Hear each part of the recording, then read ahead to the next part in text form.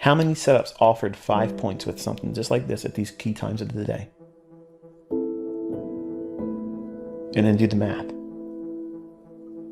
If you could just do 1/2 of that, or just 1/4 of that with one mini,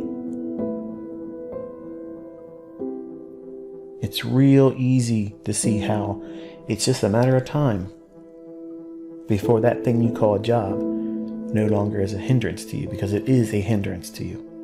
Where you have your faith chained to their boss's generosity. They're so generous that they make you work those 40 hours, sometimes more, to get that paycheck. That Uncle Sam gets the tax before you touch it. And then you come out and find out that everything's much more expensive today. When you have this skill set, folks, I want you to understand what I'm about to say, and I'm going to close this video. When you learn this skill set, it removes fear. It removes fear of missing out. It removes the fear and anxiety of failing, but it also removes the fear of inflation, because this skill set will always outpace inflation. I don't care if gas is $20 a gallon. I'm going to drive my Corvettes. I have 8-cylinder Corvettes that I absolutely will not leave parked. I will drive them and I will enjoy them. I don't care. Gas can be whatever it wants to be. It's a write-off for me. Okay? I don't care how much food is going to cost. I hope I can continuously find it. But I'm not worried about what my utility bills are going to cost. I don't worry about what things are going to cost. That skill set that you're learning here, it aids in that. It helps in that. Notice I'm not promising you get rich. Notice I haven't said that. Because I don't want you coming to my channel thinking I'm promising you to get rich. But I am promising you a skill set that offers the opportunity to do limitless feats and wonders. And it's only limited by your imagination. How much work are you going to put into it? How much work have you put into it? Who are you allowing to influence you and discourage you, distract you? Are you seeing results? Am I proving this stuff works? Do you feel scammed? Or do you feel energized and thankful that you're part of a community like we have here that's thriving, that's energetic, they're happy, they're uplifted, they encourage one another, and everyone here knows that they're not being taken for a ride. There's no upsell coming. Doesn't that feel good? It frees you up to just concentrate on learning. There's no angle. There's no sales pitch coming. Isn't that awesome? Isn't that cool? That's like the point is you're in a community that we're all trying to help one another. And all I'm trying to be is the captain of the team and just lead you in the right direction and hopefully avoid the pain and struggles that I went through. Real accounts, real money, real buttons are being pushed. You are going to find that there is a lot of opportunity that you're going to let slip by and not be upset about it. It's going to be one of the most fun experience that you're going to have as a developing and developed student of Price Action Under Me. Is you'll see so many setups, you're like, I could do this trigger now, but I'm not going to. And then walk away from it after it comes to fruition, thinking, I could have done that. And I had the discipline to say no, because I'm not being influenced by fear or greed. And when you're at that level and you're consistent, you have graduated. You are an independent thinker. You have mastered fear and greed. You have operated with a level of discipline that is unknown to majority of traders on YouTube, Instagram, Facebook, wherever.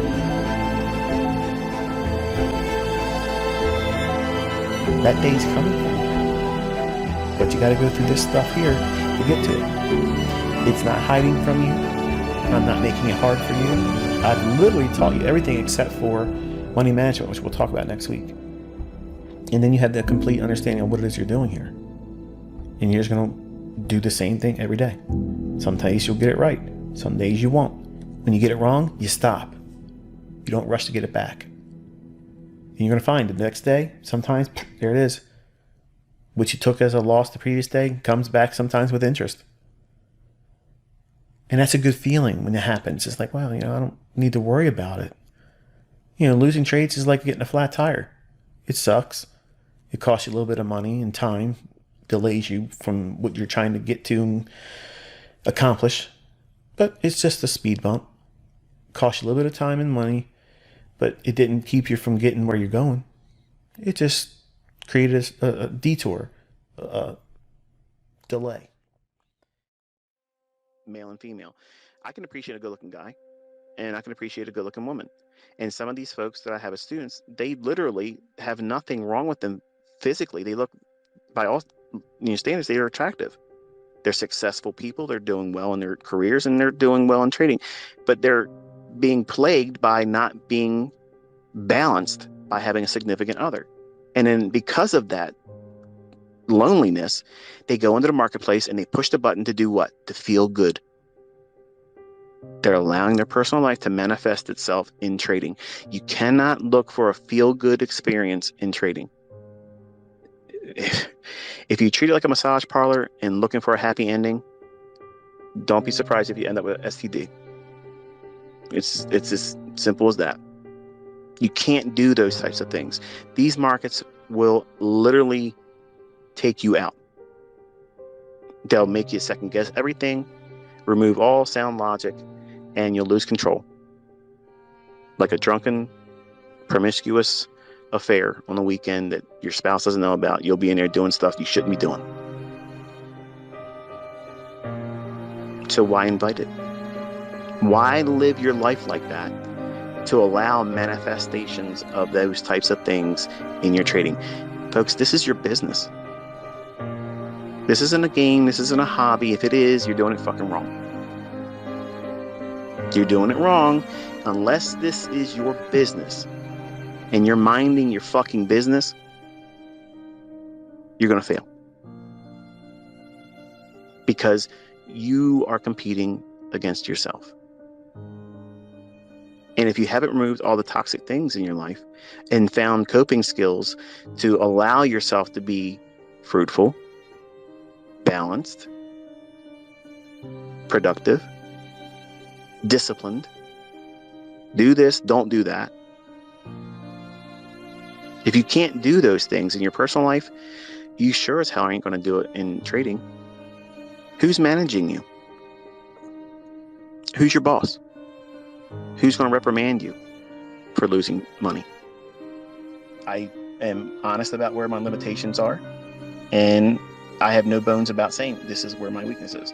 My weakness in my trading is always my exits. I'm never satisfied with them. Does that make me poor of a trader? No. It means I'm honest. It means that I do have weaknesses. I just don't know how to make them better than they are. And when you have frailties, you have to embrace them. Don't try to hide from them. Because the fact that you're trying to hide from them is the same thing that causes everyone to have drawdown, blowing accounts, because you're trying to do what? You're trying to avoid that losing trade. That one singular event where it's now taken something from you. You're trying to avoid that.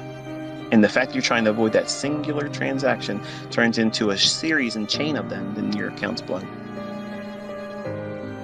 Because you've ramped up your emotional and psychological impact. You've done that to yourself.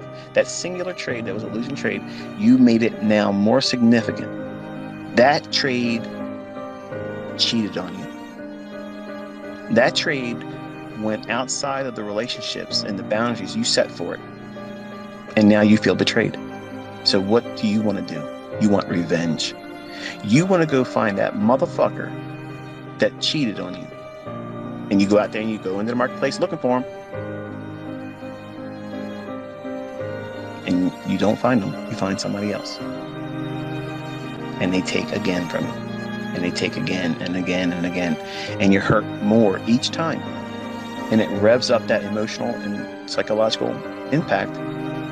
And you want it to go away. You want to feel victory. You want to feel like you've done the right thing. Because if you win, you've done the right thing. In your mind, that's what you're going to tell yourself. If you get the money back, you've done the right thing. And you didn't learn anything from that.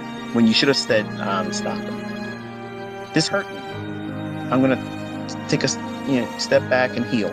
I'm not going to be in a rush to get into a new relationship, a new trade. But it's not comfortable waiting around for Mr. Right or Miss Right. Hardships. You're going to have issues where, you're going to feel like you got it figured out. You'll have a week or two, maybe even a month, where you just did everything right. And this is where you get in trouble, young men. You think that you got it all figured out, and then you have a losing trade. And it might not even be a significant loss. It might be something so small, 0.5% or whatever. You save the stop from getting hit full on. Like you had a 1% risk or 2% risk, and you saved it from getting knocked out, but still it's a loss. Now, you're not looking at the fact that you were able to mitigate the total 1 or 2% hit to your account because you protected the stop loss. You saw it was going to turn on you. You closed it before it went to your stop. That's commendable. That's a skill set, not to promote the idea of paranoia, but if you're beginning to trade with live funds, if you do that initially and you are aggressive about cutting your losses, that alone would probably keep you alive long enough to find a way to grind through the adversities. Because when you get a real good winning trade, it doesn't wait around. It just takes off. It just runs. But the problem with this business is you want to second guess yourself so much because you're trying to avoid losing. This is the number one characteristic of a losing trader. You're willing to hold on to a losing or questionable trade. Come hell or high water, you'll hold that. It isn't moving like you wanted it to, but damn it, you're not letting go of it. Because what happens if you close it and it runs in your favor? What happens if you're fucking wrong and you just held on to it too long? That's what usually happens. See, if your trade is right, it's going to show you right away. Well, the perception of others about them. That's what they're trying to have new equity highs in that. And that's the problem. When you go out and you start challenging people, especially people that's been doing it a long time, and you can't bring those results, that will rattle you, especially if you're a male. A male takes that personal. Again, it's like you're saying that they aren't that large downstairs. That's how they'll take it. That's what it feels like for a man in trading. If they are sizing up with someone else or someone else is calling them or tapping them on the shoulder, that feeling of, I got to live up to that. Because what if everyone else thinks that I can't do this and can't do that? And then what they do is they start doing things that they can't really do. And they are regretting it. MyFX books, announcing they're going to do funded challenges, all that kind of stuff. Don't do those things. If you don't do those things, I guarantee you your results will be phenomenal because you're placing no image in the results. You have no expectations held of yourself. You're not saying, I have to hit 20%. I got to do 10% a week. I got to do 100% in a month and a half or 2 months. All those types of goals are stupid. If you haven't been trading for at least 3 years and you're trying to do stuff like that, you're really making it more difficult than it needs to be. Versus, what happens if you just try to make 2% a week? Would you be happy if you had a funded account with, I don't know, $100,000 and you tripled it over the course of a year? I mean, how many of you would be like, fuck you, I don't want $200,000. Are you crazy? $200,000? What the hell would I want to have $200,000 for? That's insulting, ICT. Why would you even ask me that? That's what some of you are basically saying without saying those words. because you want to double your account every month. What would $200,000 a year do for someone like yourself? Would it change your comfort? Would it make things a little bit easier? How about get yourself out of debt? Well, you don't have to work very hard to get that kind of result. It's very small little micro moves that you have to do, but when you make them for the week, you have to stop. Don't place any more Olympic feats on top of you. Don't try to live up to everyone's expectations of, hey, you're an ICT student, so you should be out there killing it like ICT style. No. One good trade a week. Do it and be done. It's about making money. It's about making money, folks, okay? It doesn't matter how many little hearts you get behind your Twitter posts or how many fanfare you get from all these other, I don't even know how Instagram works. Whatever that stuff is that would fluff a person up. Those things don't matter. Making fucking money does. Paying your bills does. Being able to eat. Taking care of your family. Paying your mortgage off. How about getting a house without a mortgage? Paying your car note off so that way you don't have to make any payments. New set of duds. Clothes. Doing something for someone that wouldn't expect it. Those types of things. That right there, that is a real motivator. Coping skills, going through the processes that I've taught in great detail on my YouTube channel. But the problem is, you're one of those individuals that want ICT to get right to the point. The point is, you don't listen. That's the point. The point is, you don't fucking listen. You're not trying to take good advice, and you just want to do it your way. You want Burger King fucking mentorship, okay? Have it your way. Well, have it your way mentorships don't make millionaires. That's the way that works, okay? It creates emotionally charged traders that hold on to losing trades too long.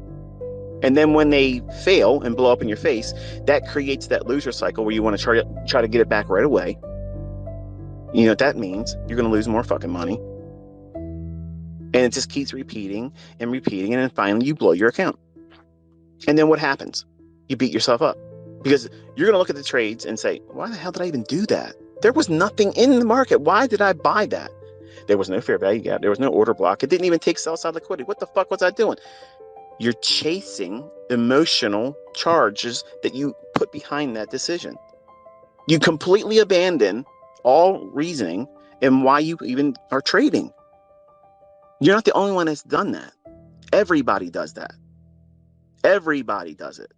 Why? Why is it so hard? Because you're competing with yourself.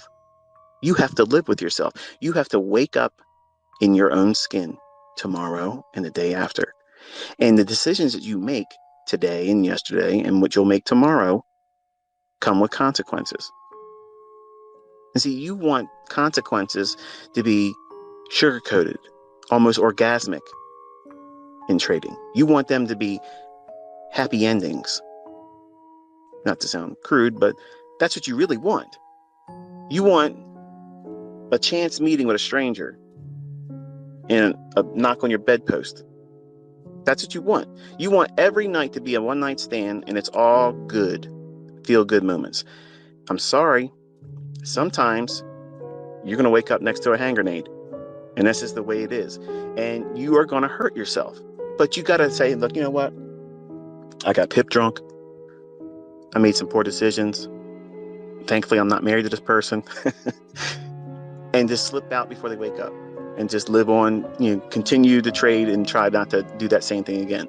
And this goes for both the ladies and the men. You know what I'm talking about. Somebody just whispered, I just did that last weekend. How's he know? I'm watching. I got my eyes on you. But the reason why it's so difficult trading is because you're competing against a fucking savage in the making. You are such a formidable adversary that you alone are the one that's holding yourself back. Nobody else is holding you back. These yahoos on the internet that say what you're trying to learn doesn't work and all that didn't stop you. People commenting saying, oh, well, you're doing this and you're doing that. This is the real way of doing it. That doesn't motivate you to go chase that stuff. You're sticking to this. But you're the adversary. If you take the energy that you place in worrying about stupid shit and people that don't matter, and you apply it to yourself and how you can build yourself up so that way you could be useful to yourself and your friends and family that are worth being around. Yes, I said that because there are family members that you shouldn't have in your small circle. And when I cut those out of my life too, man, happiness. Because I'm gonna tell you something. When you start making lots of money, your fucking family does not like that. They don't like that. They're gonna look at you and say, you know what? This motherfucker here. I never noticed this bitch has an ego problem. Look at him. He's buying these cars. Now, I didn't drive my car over to their house. I didn't say, this is how much I pay for my car. They just found out I bought these cars. This motherfucker, look at him. Now, these are my family. I'm a young guy. I'm trying to do what makes me happy as a young man. And I had family members literally get a case of the ass because I was enjoying what I was able to do. Your friends, don't be surprised if they don't like the fact that you're successful. And they're going to be spiteful because they are too fucking lazy to do the same things that you're willing to give yourself a chance to work and grind through. Success is not something that falls in your lap. You got to work for it. And that means that you got to take your attention away from stupid, silly shit and stupid, silly people and apply it to hard work and be diligent about it and show up every day. And when you do that, results will come. And you're going to find out who your real friends and family are. Because the ones that really love you, they're going to say, you know what? If anybody was going to do it, it was going to be you. And I'm so proud. Look what you've been able to accomplish. That's amazing. Can you show me what you did? Not, look at you, motherfucker. You think you're better than me? Hey, if you got all that money, why don't you give me some? I heard more of the latter than the first. Why the fuck are you going to let people that are not successful tell you how to live your life and give you advice? Or if they tell you something, why are you allowing that to drain you or make you doubt what you're doing this for? If they're not better than you are in success, have more than you, earn more than you, and able to do what you're doing right now better than you, their fucking opinion doesn't matter. Love them from a distance. That's what I did. I didn't disown them. I just simply did not invite them into the conversation of my personal life, how I should live it, and what I should do with my personal wealth, period. You didn't help me. You didn't encourage me to make this fucking money. You sure as fuck are not entitled to tell me how to spend it. Now, out of context, that would sound like, damn, this guy's arrogant. No, I'm being real. If you were in my situation, that's how you would think about it too. Whose business is being ran here? Mine. Nobody runs my business. You didn't build it. You didn't take the risks to grow it. You weren't there to console me when I was low on my accounts. You weren't there to encourage me to say, hey, keep going. None of that was seen by my family members. None of my friends did that either. And you're going to experience the same fucking thing. And guess what? Relish in it. Because when you get it and you arrive here, you got there on your own. None of your fucking friends and your fucking family members can say, we did this for you. We helped you. No, you didn't. You did not do any of that shit. I had to persevere just like you are. And let me tell you something. You can call this arrogance. You can call this ego. You can call it pride, whatever the fuck you want to call it. Okay. I call it conquering demons, because I had every night whispers and doubts coming in my head all the time. What if I really can't do this? What if I can't? What if I fail? What if I have to work the rest of my fucking life? I had to go to bed thinking about that shit. You know what I go to bed thinking about now? Man, I didn't have to do this today. Man, I didn't have to do that today. I look around, I see everybody else flipping out, driving around, losing their fucking mind. Traffic. I don't have to go through that. I don't have to go through that. I'm 50 years old. I don't have those cares in the world. And I want all of you to have that. I want you to have that. That's not privilege. Let me tell you something. I had to work my fucking ass off for this. I had to work. I had to work to make this work for me. It's normal. That part is normal. But some of you will get caught up in this trap of constantly learning because you're afraid to sit down with one model, follow the rules, stick to that process, and let it yield whatever experience is intended for you. And then you have a baseline. That's why I could literally give out a model every single day. And some of you want me to do that. But the only thing it's going to do is it's like a dog in a meat market.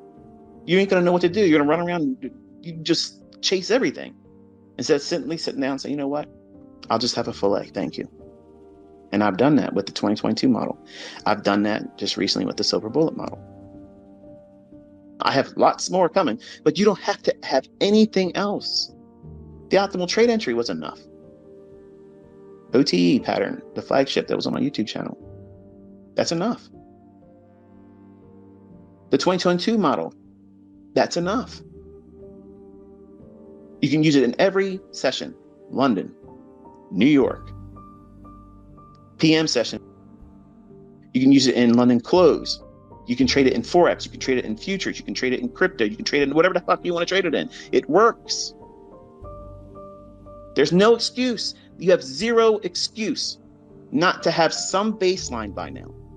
You should have some kind of experience to be able to say, you know what? This shit works. And I have to work on refining it, but I know it works because I've seen it in back testing, looking at where it has done this in the past. I tell you what time to look for these things to form. That way you're not just going around and looking at charts blindly. Go right to these specific times of the day. That's where it's going to form. For those people that go back in their old data and their old charts and they study that, they see it, they don't need me to do 50 examples of that. They don't need to see me do it live 50 times a week. They're sold on the idea. Okay, there's something here. It merits more investigation because I see the evidence of this thing occurring. It's not contrived. It's not conjectured. It's not made up. It's not fabricated. It's really happening every day. And once you see that, you don't need to have anybody else to cheerlead for you. You know, okay, there's something here. I'm going to mine that. So I give you just a few models so that way you go in and you now start working on the skill sets that are required. Not veering off course, just, hopping from one PD array, one approach, fair value gap, inversion, fair value gap, breakers, market maker models, buy, sell. There's 1,000 things out there that I teach. Every individual one of them is a model. Every single one of them is in an individual model. But I give you, this is the best way to learn. I'm allowing you to pick your weapon. I've opened my arsenal doors. So here it is. Look what I have here. Pick your weapon. But nothing changes when it comes to time. Time of day, these things occur at specific times, certain days of the week, certain weeks of the month, certain month of the year. I'm allowing you to bring your personality, your personal influence, because you're the problem and you're the last puzzle piece. See, some of you are sitting around here, you're writing diligent notes, you're doing this, you're doing that, and that's wonderful. But you're all waiting for that last penny to drop. The last ICT puzzle piece. And then it's all going to come together. It's all going to be crystal clear. Once he tells me this one PD, the 81 PD arrays, the 81 final last one, that's it. That's it. That's the Holy Grail. No, it's not. If you walk